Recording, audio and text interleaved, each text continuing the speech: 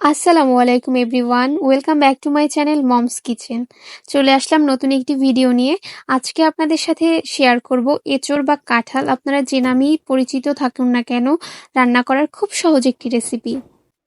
আজকে রান্না করার জন্য আমি যে সমস্ত উপকরণগুলো ব্যবহার করব, এগুলো আপনারা রান্নাঘরে হাতের নাগালে খুব সহজে পেয়ে থাকবেন এবং আপনারা খুব সহজে রান্না করে ফেলতে পারবেন দুর্দান্ত স্বাদের এই রেসিপিটি। এজন্য প্রথমে আমি গাছ থেকে একটি কাঁঠাল কেটে নিচ্ছি। আমি ছোট সাইজের একটি কাঁঠাল কেটে নিচ্ছি, দেখতেই বুঝতে পারবেন যে সাইজটা কি রকমের। প্রথমে আমি কাঁঠালটা ভালোভাবে কেটে নিলাম এবং তারপরে কাঁঠালটা এই সাইজ করে কেটে নিয়েছি। এখানে বেশি বড়ও করে নিয়ে আবার ছোটও করে নিয়ে মিডিয়াম সাইজের কেটে নিয়েছি।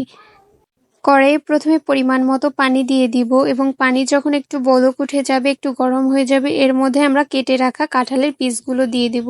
আপনাদের কাছে এ পর্যায়ে একটা টিপস শেয়ার করি, যখন কাঁঠাল বা এঁচড় আপনারা কাটবেন বটিতে এবং হাতে অবশ্যই সরিষার তেল মেখে নেবেন। এক্ষেত্রে হাতে কষ্টি লেগে যাওয়ার সম্ভাবনা থাকবে না, বা লাগলেও ওই রকম লাগবে না, খালি হাতে কাটলে যেরকমভাবে লাগবে।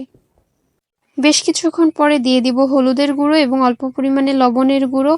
এটি অ্যাড করলে কালারটি ভালো আসবে, এজন্য আমি এখানে অল্প পরিমাণের ব্যবহার করেছি, অতিরিক্ত পরিমাণের এখানে দেওয়া যাবে না। যে পর্যায়ে খেয়াল করবেন যে এভাবে ব্লক উঠে গিয়েছে এবং মোটামুটি সেদ্ধ হয়ে গিয়েছে, একদম সম্পূর্ণভাবে সেদ্ধ করা যাবে না, মোটামুটি সেদ্ধ করতে হবে। এ পর্যায়ে এটি উঠে ভালোভাবে ছাঁকনি দিয়ে ছেঁকে নিতে হবে। চলুন শুরু করি রান্নার প্রসেস। প্রথমে কড়াইয়ে পরিমাণ মতো আমি এখানে সরিষার তেল ব্যবহার করেছি, তবে আপনারা খাওয়ার জন্য যে তেল খেয়ে থাকেন সে তেল এখানে ব্যবহার করবেন। এরপরে দিয়ে দিয়েছি 2 টুকরো এলাচ এবং এ পর্যায়ে এখানে ব্যবহার করেছি 2 টুকরো দারচিনি। তারপরে খুব ভালোভাবে নেড়েচেড়ে তেলের সাথে মিশিয়ে নিতে হবে, বেশ কিছুক্ষণ অনবরত নাড়াচাড়া করতে হবে। এ পর্যায়ে আমি এখানে ব্যবহার করছি পেঁয়াজ বাটা। এটি অবশ্যই পরিমাণ মতো ব্যবহার করবেন, এটা ডিপেন্ড করে আপনার কাঁঠালের বা এঁচড়ের পরিমাণের উপর। এবারে একটু পানি দিয়ে খুব ভালোভাবে কষিয়ে নিতে হবে। বেশ কিছুক্ষণ কষানোর পরে আমি এখানে আরও কিছু উপকরণ ব্যবহার করে নিব, তবে এখানে খুব ভালোভাবে কষাতে হবে। প্রথমে এখানে আমি দিয়ে দিচ্ছি একটু রসুন বাটা, তারপরে আদা বাটা এবং এরপরে দিয়ে দিচ্ছি জিরা বাটা। এগুলো দেওয়ার পরে খুব ভালোভাবে আবার অনবরত নেড়েচেড়ে নিতে হবে এবং মশলাটি খুব ভালোভাবে কষিয়ে নিতে হবে। এক্ষেত্রে আমি একটু অল্প পরিমাণ পানি ব্যবহার করে মশলাটি খুব ভালোভাবে কষিয়ে নিয়েছি বেশ কিছুক্ষণ। তারপর আমি এখানে ব্যবহার করেছি অল্প পরিমাণে কাঁচামরিচ বাটা। কাঁচামরিচ বাটা দেওয়ার পরে আবারও খুব ভালোভাবে কষিয়ে নিতে হবে। এ পর্যায়ে এখানে আমি ব্যবহার করব হলুদের গুঁড়ো এবং মরিচের গুঁড়ো পরিমাণ মতো।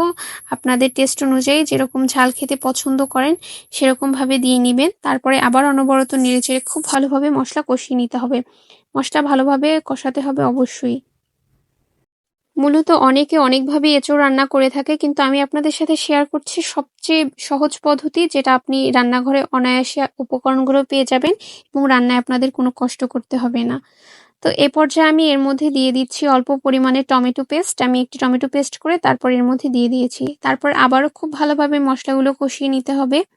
এ পর্যায়ে কষানো মশলার মধ্যে আমি দিয়ে দিব যে সেদ্ধ করে রাখা এঁচড়গুলো। দিয়ে দেওয়ার পরে খুব ভালোভাবে মশলার সাথে নেড়েচেড়ে বেশ কিছুক্ষণ কষিয়ে নিতে হবে। এখানে দেখতেই পাচ্ছেন যে কালারটি অলরেডি অনেক সুন্দর এসে পড়েছে।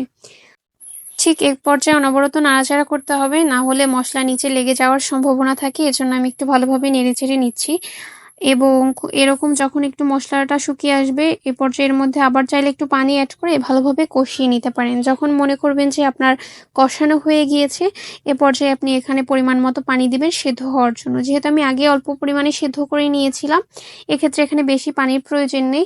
আপনি এখানে পরিমাণ মতো পানি ব্যবহার করবেন।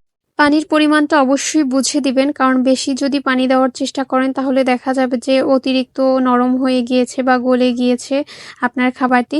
তো আমি পরিমাণ মতো পানি দেওয়ার পরে এখানে ঢাকনা দিয়ে ঢেকে দিয়েছি। ঢাকনা দিয়ে বেশ কিছুক্ষণ ঢেকে রাখার পরে যখন দেখবেন যে টেক্সচার এই পরিমাণ চলে এসেছে, একদম ঝোলটা গায়ে লেগে লেগে গিয়েছে, এ পর্যায়ে উঠিয়ে ফেলে পরিবেশন করতে পারেন। আমি এখানে একদম ঝোলটা শুকিয়ে নিয়েছি, তবে আপনারা চাইলে একটু অল্প ঝোল রেখে খাবারটি পরিবেশন করতে পারেন। আশা করি আপনাদের কাছে অনেক বেশি ভালো লাগবে এবং যারা এটি গ্রহণ করবে খাবার, তারাও খেয়ে আপনার অনেক প্রশংসা করবে। আপনাদের অসংখ্য ধন্যবাদ এতক্ষণ যাবৎ আমার ভিডিওটি দেখার জন্য।